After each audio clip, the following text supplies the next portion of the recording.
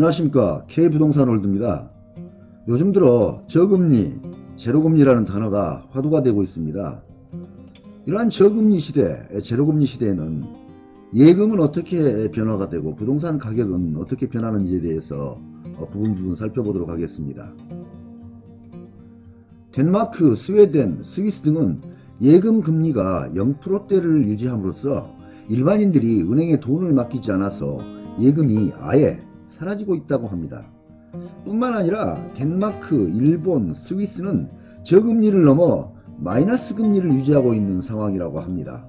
그래서 이러한 국가들의 직장인들은 거의 모두가 입출금 통장만 가지고 있다고 합니다. 은행에 돈을 맡기면 이자를 받기는커녕 오히려 매년 일정한 보관료를 내야 된다고 하니까 당연한 현상이라고 생각됩니다. 한국 기준금리도 0%대를 눈앞에 두고 있으니까 관심있게 봐야 될 그러한 사항으로 보여집니다. 1억 원 정기 예금을 했을 때 연이자가 얼마나 나오는지 일본, 스웨덴, 한국 3국을 중심으로 비교 살펴보도록 하겠습니다. 일본은 1년에 이자가 1만원이 나오고 스웨덴은 1년 이자가 10만원, 그리고 한국은 1년 이자가 125만원 나오는 것으로 그렇게 나타나 있습니다. 이자의 차이가 이러한 일본, 스웨덴, 한국 3국을 비교했을 때 굉장히 많은 차이가 나고 있음을 우리는 살펴볼 수 있습니다. 그런데 이러한 제로금리로 인해서 나타나는 가장 큰 문제점이 부동산 값의 급등이라고 합니다. 이러한 문제점은 우리나라에서도 관심있게 살펴볼 사항이라고 그렇게 생각이 됩니다. 지난 5년간 지속된 유럽 주요국의 제로금리는 부동산 시장의 버블을 촉발시켜서 프랑스 파리, 독일 미넨 등 유럽 주요 도시에서 제로금리 이후에 집값이 30%에서 40% 이상 급등하였다고 합니다. 시중에 유동성 넘치는데 내수 경기도 좋지 않고 주식시장도 불안정하여 유동자금이 부동산 시장으로 몰리게 됨으로써 나타난 현상이라고 하니까 상당 부분 설득력이 있는 분석으로 들립니다. 한 가지 사례를 들어서 설명을 드리도록 하겠습니다. 덴마크 위스케 은행에서는 지난 8월에 10년 만기 주택담보대출에 마이너스 0.5%의 고정금리 대출을 실시를 해서 화제가 되기도 하였다고 합니다. 참 신기한 상황입니다. 우리나라에서도 제로 금리 시대가 되면 그러한 상황이 오게 될지 참으로 궁금해집니다.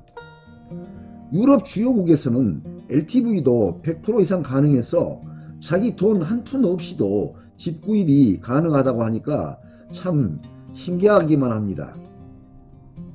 그러한 분위기로 인해서 영국 런던, 프랑스 파리, 독일 미넨 등 유럽 주요 도시에서는 부동산 버블 현상이 나타나게 되어서 일부에서는 과도한 부채나 경기 침체의 뇌관이 될 수도 있음을 걱정하기도 한다고 합니다. 유럽 국가별 부동산 지수를 살펴보도록 하겠습니다. 지수는 100을 기준으로 해서 과열이냐 아니냐를 판단하는 것인데요.